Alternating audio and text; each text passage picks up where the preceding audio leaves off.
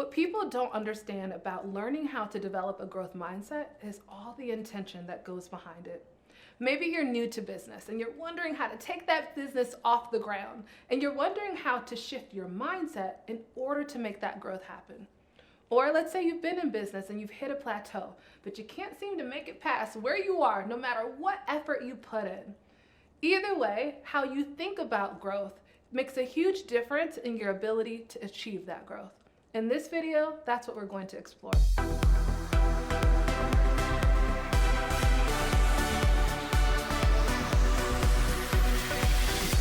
I'm LizJSimpson, founder of The Big Money Movement, and I am accompanied by Cheryl Perks and Heather Petherick, our esteemed coaches here at The Big Money Movement.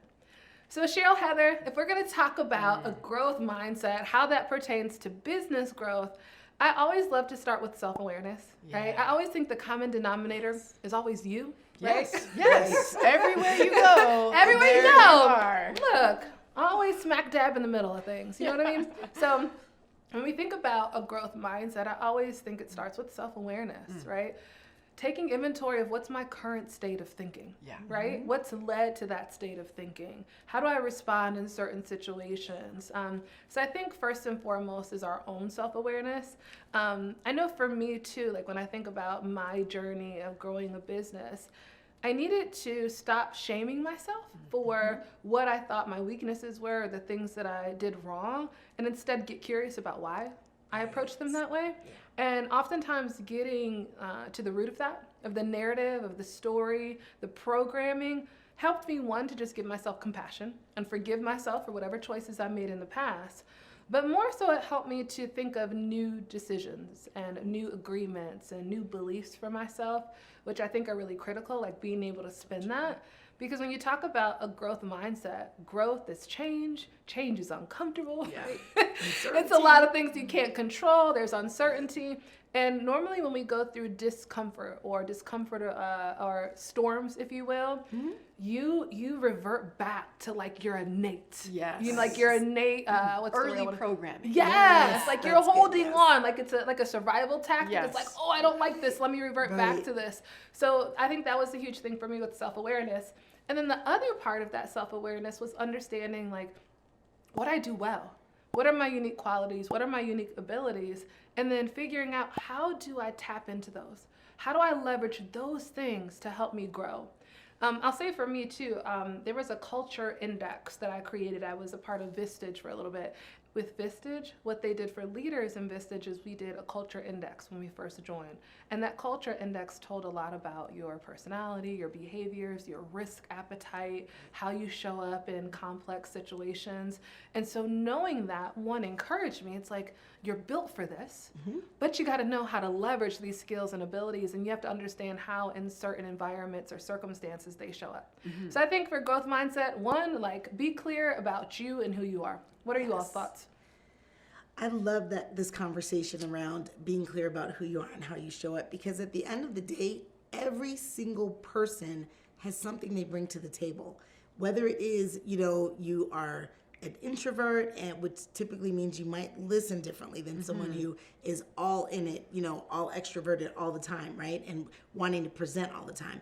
And that person that wants to present all the time probably has energy that another person doesn't have, right? So I've worked with salespeople that have like off the chart energy, and I'm going, wait, how does anyone get a word in edgewise with you? But at the same time, that transfer of energy helps that person be successful. So that's the nice thing about sales, is there's this complexity and layers and all of the things, and you're calling on people, and because you're calling on humans, right? So you can call it corporate, but they're human beings, and so there's this connection that you make with other humans. But the second piece that I think of is also that investment mentality versus this expense mentality. I love how you talk about this.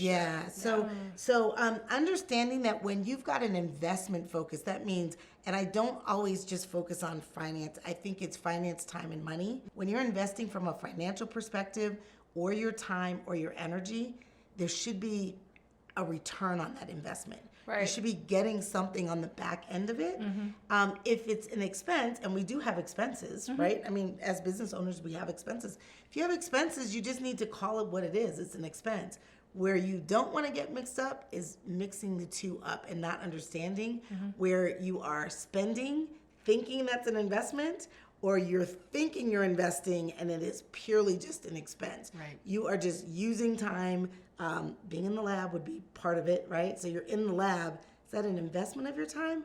Or is it an expense? Can you give like a real world example of this? Because this is really good. And I know in the lab, and that's kind of our language, but is. I know we see a ton of examples day in and day out of this. Like, can you give a scenario? It goes directly to what you said about this innate feeling when things are uncertain and you're stepping toward the edges of your comfort zone. Yes. You will want, I'm just going to say this clearly, you will want to run back and say, well, let me go back and just develop this framework, or I'm going to go in and create a PDF. I'm going to go back and create some type of information I can send to my clients, or I'm going to work on my website, or I'm going to go and do my photo shoot, or work on business cards. Yeah. And that's being in the lab, right? Because that's literally not an investment of your time. An investment would be meeting people for coffee chats and jumping on a Zoom call for 15 minutes to understand what your buyer is interested in. So there's an investment of your time, and then there's this innate idea of, I want to just go back, draw into myself and not work with the outside buyer to get more information. Okay. So you don't want to shrink, basically is what it comes down to. Yeah, really cool. When you talk about investment versus expense, I often swap those words out for scarcity and abundance, right? That's really what we're talking about, is this more abundant mindset, a more positive mindset. Yeah. And for me, when I think about these two things, it often comes down to, you can seed a more positive mindset, and you can also gauge how positive your mindset is by the questions or the quality of questions that you ask. Yeah, 100%. Right? So I'll give you an example of this. So a great way, if you know you've got growth or expanding to do into a more positive mindset, less negative, one of the great tricks or tools that you can use is just noticing the quality of your questions. So here's an example. So a negative mindset will typically talk to itself. If I have a very negative mindset, very pessimistic, I'll typically talk to myself, that internal voice, with closed-ended questions that say, will this even work? Can I do this? And it's really a yes or no answer. And honestly, in times of change, sometimes you don't want the answer, right?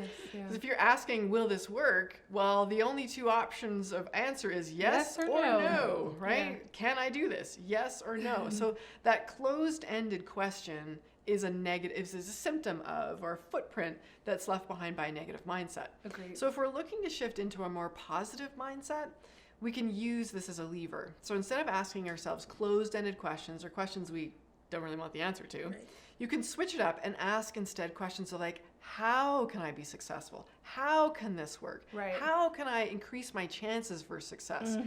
And that automatically, I know the neurologists and the brain scientists will tell you the data to prove this. So we can use the quality of these questions to shift our mindset. When we start asking ourselves how questions, open-ended, how can I be more successful? How can this work? How can I increase my chances for success? It's a neurologist, I'm sure, and the positive psychology scientists will tell you this. Something happens in our brain, but I equate it to tuning our mental radar to the possibilities, all the different options, permutations, combinations that we can create a path for success, instead of just closing our mind to, can this work? Yes or no. So I love that technique of changing, first off, being aware of the quality of your questions, the way that you talk to yourself, and shifting it as a way to seed and build a bridge to more positive thinking. Can I add one piece to that? Because it's so important. We talk about how you do one thing is how you do everything. The key to that piece is once we start talking to ourselves from a perspective of growth and how you can accomplish things, you will inherently begin talking to potential buyers about how you can create solutions for them. Right. As opposed to, does this work for you? What do you think about this?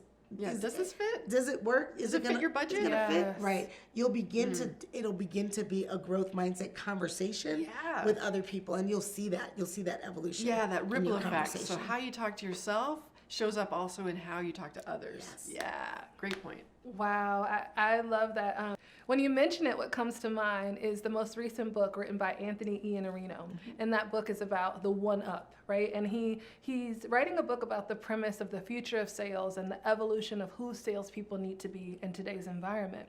And in that, he's talking about the transition from the transactional salesperson to the person who's providing value to really the salesperson who is challenging and introducing new thought. And they're really a thought partner for their clients. And that's the value that they provide, those insights and data.